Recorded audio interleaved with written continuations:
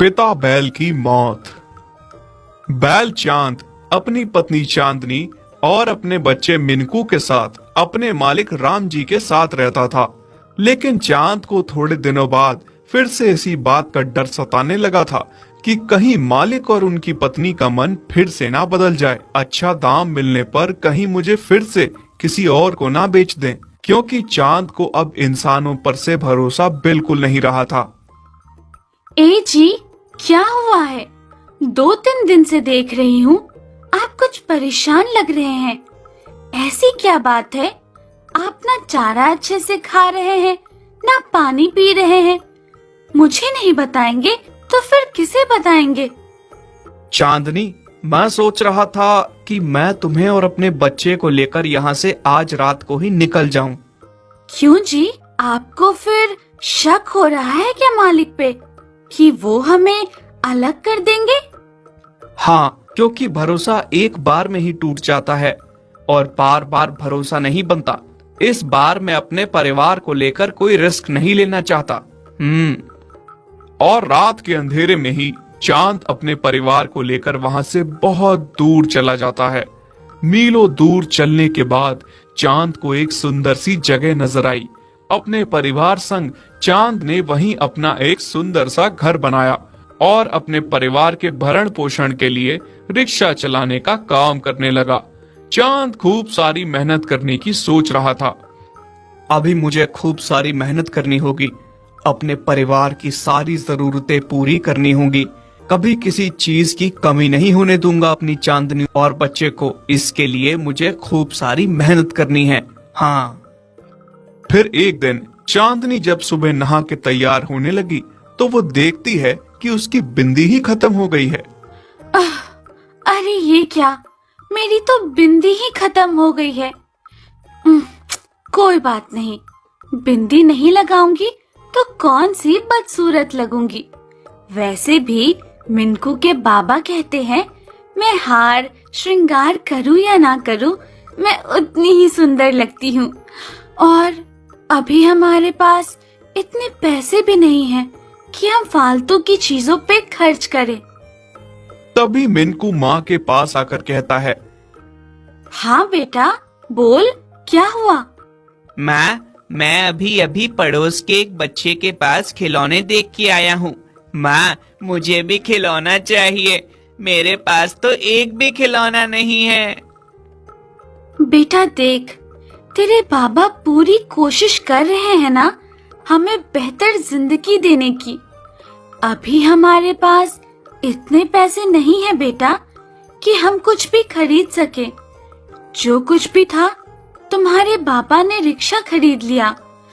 थोड़े दिनों में काम अच्छा चलने लगेगा, फिर तुम्हें तुम्हारे बाबा बहुत सारे खिलौने ला के देंगे। और बेटा, जरूरी नहीं होता जो लोगों के पास है वो हमारे पास भी हो। ठीक है माँ। पीछे खड़ा चांद चांदनी और मिनकू की सारी बातें सुन लेता है और बहुत दुखी होता है। मैं कैसा पिता और पति हूँ जो अपने परिवार की जरूरतों को भी पूरा नहीं कर पा रहा हूँ। उस दिन चांद ने खूब मेहनत की, देर रात तक रिक्शा चलाता रहा और उसी दिन अच्छा धन कमाया। उधर चांदनी चिंतित थी, चांद को आने में देर हो गई थी। उसकी नजरें तो दरवाजे पर ही टिकी हुई थी। तभी थोड़ी देर बाद चांद घर आया, हाथ में कुछ तोहफा लेकर आया था। कहाँ थे आप? इतनी देर क्यों हो गई आज? आपको पता है, मन में अजीब अजीब ख्याल आ रहे थे। अरे भाग्यवान, इतनी चिंता क्यों करती हो? आज से तो मैं इसी समय आया करूंगा। शाम के समय कमाई अच्छी होती है, सवारी शाम के समय ही मिलती है। और आज देखा मैं कितना धन कमा के लाया हूँ, और तुम दोनों के लिए भी कुछ लाया हूँ। बाबा, मेरे लिए कुछ लाए हो क्या? दिखाओ दिखाओ। चांद मिनकू के लिए ढेर सारे खिलौने लाया था, जिन्हें देखकर वो बहुत खुश हुआ। माँ देखो, सुबह इन्हीं खिलौनों की बात चल रही थी और अभी बाबा मेरे लिए वो लेकर भी आए। कितने अच्छे बाबा हैं। फिर चांद पैकेट में से बिंदी निकाल के चांदनी को देता है।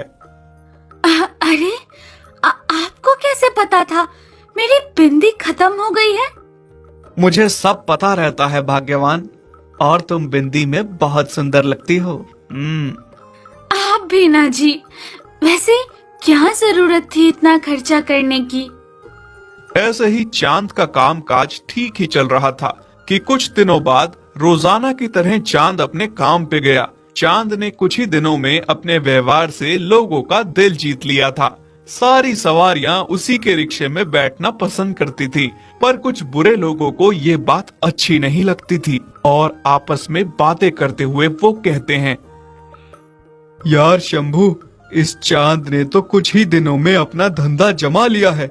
जब से ये यहाँ आया है तब से हमारा काम ठप हो गया है। हाँ यार, तू सही कह रहा है।